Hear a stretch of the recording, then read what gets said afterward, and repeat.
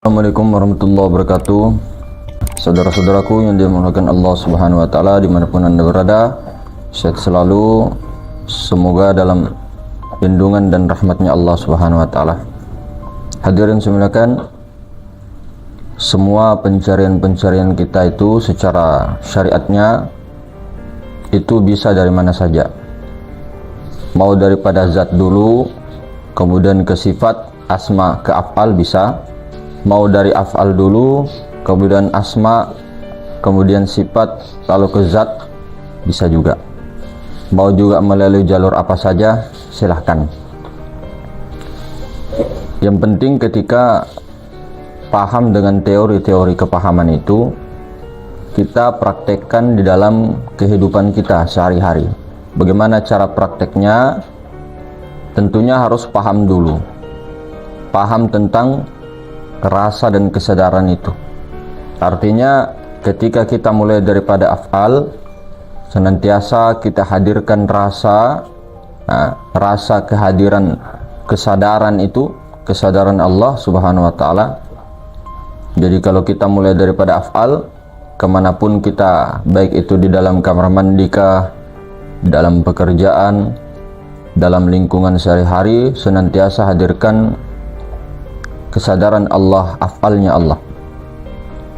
Jadi segala perbuatan pada gerak-gerak daripada batang tubuh kita, alam semesta termasuk hewan-hewan, geraknya awan, terjadi daripada hujan, terjadi daripada gempa bumi sekalipun, atau apapun itu, senangkah kita ataukah sedihkah kita, semua kita rasakan, sadarkan betul-betul itu semua adalah af'al Allah. Dan tetap berprasangka baik, segala sesuatu yang terjadi semua dengan pasti ada hikmah yang terbesar meskipun kita tidak menyukainya. Maka inilah praktek ketika sudah paham tentang ini, kita bawa dalam kehidupan kita sehari-hari, kita bawa dalam pembicaraan kita, kita bawa di dalam syariat kita, kita bawa dalam kebiasaan-kebiasaan kita. Bukan hanya kita belajar teori lalu paham lalu selesai, tidak. Tapi kalau sudah dapat rasanya, kesadarannya itu, kemudian mesra di situ terus, nikmatnya tak tertahankan. Jadi nikmatnya itu bukan nikmat seperti berhubungan atau apa, bahkan lebih nikmat daripada itu, karena yang merasakan itu orang-orang yang tahu. Tapi kalau sudah merasakan, diam-diam saja. Diam-diam saja, karena dijelaskan apapun, bagaimanapun, tidak bisa dijelaskan rasa itu. Bagi orang-orang yang mengalamilah, yang mampu merasakan itu. Jadi tidak apa-apa ketika kita mulai daripada af'al, sadarkan terus kesadaran itu. Nah, yang penting ketika dalam kesadaran itu, jangan pernah kita yang merasa sadar di situ. Jangan pernah merasa kita sadar. Nah, itu kalau jalur tauhid af'al, ke asma, ke sifat, ke zat, lalu ke Rabbul Izzati. Diyakini bahwa ada Tuhannya zat. Sampai situ, kemudian harus turun lagi. Untuk menyempurnakan itu turun lagi. Sampai ke musyahadatul af'al lagi, memandang lagi af'al lagi. Jadi begitu. Kalau kita mulai daripada af'al, naik kepada zat, kemudian akunya Rabbul Izzati, baru penyaksian itu turun lagi ke af'al. Kalau kita mulai daripada zat, nanti turun sifat, asma, af'al. Nah, yang penting af'al terakhir tuh, af'al yang paling finishnya itu kalau jalur tauhidnya. Kalau jalur Nur Muhammad, jadi kita mulai daripada meleburkan diri kepada Rasulullah, ke sifat, ke Nur Muhammad. Kemudian setelah melebur, merasa, kemudian berkesadaran kepada Rasulullah, yang ada hanya Rasulullah, yang melihat, yang mendengar, berkalam hanya Rasulullah, yang bergerak hanya Rasulullah, berkehendak hanya Rasulullah, lebur kita dalam pandangan Rasulullah, Sayyidina Muhammad. Maka ketika melihatnya itu, yang melihat Rasulullah, yang mendengar Rasulullah, semua seperti itu, baru langkah selanjutnya Rasulullah ini meleburkan lagi dirinya, memfanakkan daripada dirinya kepada zat Allah. Jadi yang tadinya yang melihat Rasulullah, yang dilihat Rasulullah, yang mendengar Rasulullah, yang didengar Rasulullah, sekarang adalah Allah. Allah Ta'ala itulah yang maha ada, la mawjud bihaqi illallah. Mesralah dalam Rasulullah itu fana, hancur lebur kepada hadrat ilahiyah, hadrat lautan ahadiyah. Maka yang ada hanya zat Allah mutlak semata-mata. Kemudian jangan hanya berhenti di zat saja. Artinya ketika sudah zat, yakini ada Rabbul Izzati. Jangan hanya di Allah Subhanahu wa Ta'ala saja. Artinya nur yang bernama Allah itu. Tapi ada Tuhannya nur. Ada yang menjadikan nur. Ada di atasnya nur. Meskipun nur itu juga ya memang Rabbul Izzati. Memang Rabbul Izzati, semuanya memang Rabbul Izzati. Tapi tidak bisa dikatakan Rabbul Izzati karena ada kedudukannya yang tidak bisa dikatakan itu. Nah, baru setelah itu yakini bahwa akunya Rabbul Izzati, di atasnya zat Allah Ta'ala itu, baru turun lagi ke Rasulullah. Bukan turun penyaksiannya, bukan turun ininya, kesadarannya. Akunya itu tidak turun. Jadi akunya itu menyaksikan daripada Rasulullah. Allah Ta'ala itu perbendaharaan tersembunyi. Dia ingin menjadikan makhluk, dia ingin dikenal, makanya dia mentajallikan dirinya di luar dirinya untuk melihat dirinya di luar dirinya. Harus ada sifat wujudnya kepada Rasulullah. Nah, seperti itu. Jadi betul-betul kita setelah memahami, duduki. Menduduki itu bukan hanya merasa diliputi, atau kita yang merasa kemudian kita melihat maharuam, bukan. Tapi menjadi maha ruang. Bukan kita mengaku maha ruang, bukan mengaku maha suci, tidak, tapi menjadikan maha suci, mengakui maha suci itu, duduk di maha suci, sehingga maha suci itulah yang melihat dirinya kepada wujudnya, yaitu Rasulullah Nur Muhammad sallallahu alaihi wasallam. Jadi mungkin begitu, pilihlah jalannya.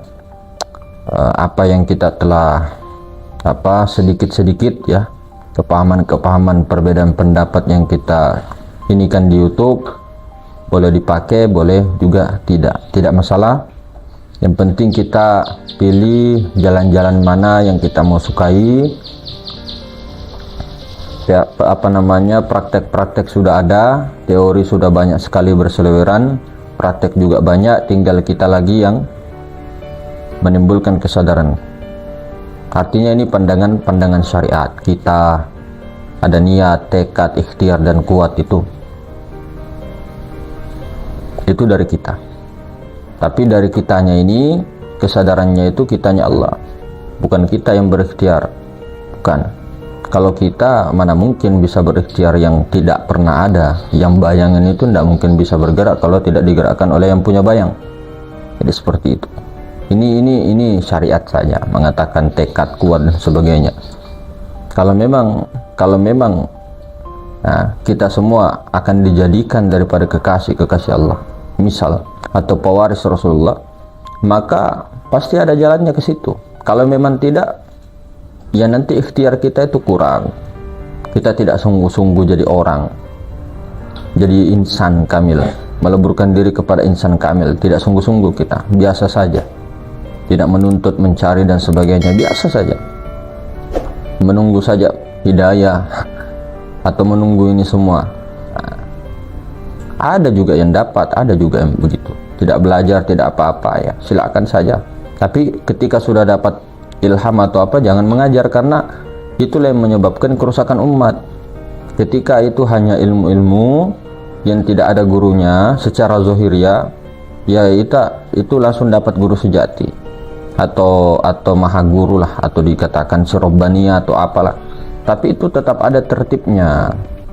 Ada guru zahiriyah, ada mazhar Allah Ta'ala yang sempurna, insan kamil, yang memang berguru daripada gurunya ditahqiq sampai Rasulullah. Nah, kalau tidak sampai Rasulullah bagaimana nanti? Baru kita mengaku-ngaku ilmu Rasulullah. baru kita mengaku dapat ilham, dapat wahyu lah, segala macam lah, apalah. Jangan sampai kita mengotori ilmu ma'rifat, ilmu hakikat, ilmu spiritual, bikin malu-maluin kalau seperti itu. Jadi harus ada yang tahqiq secara zahiriyah. Kita saja ini di dunia, di dunia ini artinya kita ini, perkara-perkara ini yang nampak ini saja, kalau tidak ditahqiq repot nanti. Jadi kita mengira-ngira dengan bahasa kita sendiri, dengan guru sejati yang ada di dalam. Memang betul guru sejati ada di dalam, tapi pahamilah sebenarnya di dalam itu yang mana, di dalam yang mana. Di dalam dia di luar dia di dalam. Pahami dulu itu. Jadi pahami kata-kata ini. Barang siapa yang mengatakan Allah itu ada di luar dirinya, maka kafirlah dia. Barang siapa yang mengatakan Allah ada di dalam dirinya, zindiklah dia. Siapa yang mengatakan Allah ada di dalam, zindik. Siapa yang mengatakan Allah ada di luar, kafir. Pilih saja. Ya, itu memang fatwa daripada ulama. Makanya jangan menafikan juga ulama-ulama al-zahir wal batin, wali-wali Allah subhanahu wa ta'ala juga. Karena siapa hakikat wali itu? Berkali-kali kan dibilang, jangan anu sama makhluk, jangan ini sama makhluk. Iya, kalau kamu menghormati walinya memang makhluk. Tapi kalau kamu paham siapa wali itu, siapa juga yang memandang itu, ya, yang memandang siapa, yang dipandang siapa, yang dipuji siapa, yang memuji siapa. Kata-kata kita selalu begitu, selalu kayak mengolok-olok, ngapain ke sana, ke ziarah kubur, ke wali ini, minta berkah begini. Ketika sakit pergi ke dokter. Pergi ke dokter, minta diperiksa, nangis lagi, hatinya langsung ke dokter lagi. La ilaha illallah. Nah ini kalau tidak ini kan bagaimana itu? Bukan syirik itu. Nah, yang disalahkan itu bukan perilaku syariatnya. Meskipun dia sekalipun, misal dia ada ilmu, minta tolong sama jin, syirik itu. Itu kalau dia betul-betul menyembahnya, mengatakan bahwa ada kekuatan pada makhluk itu yang namanya syirik. Tapi kalau dia biasa saja, dengan dia ada cincinnya, mau besar kah, mau seperti 5 kah di sini kah, atau kalungnya kayak bagaimana kah, kalau dia biasa saja untuk aksesoris dengan niatnya tidak ada apa-apa, ya itu bukan syirik. Jadi jangan sampai kita menempatkan syirik, kafir apa segala macam, baru berani mengkafir-kafirkan orang. Kenapa kita tidak bercermin saja kepada diri kita sendiri? Kenapa harus selalu keluar? Kenapa tidak kita islah diri kita, yang belum tentu kita ini juga selamat? Kenapa tidak muhasabah diri banyak-banyak daripada kita melihat kepada orang? Lebih baik seperti itu kan. Jadi mungkin begitu. Lebih dan kurangnya, Assalamualaikum warahmatullahi wabarakatuh.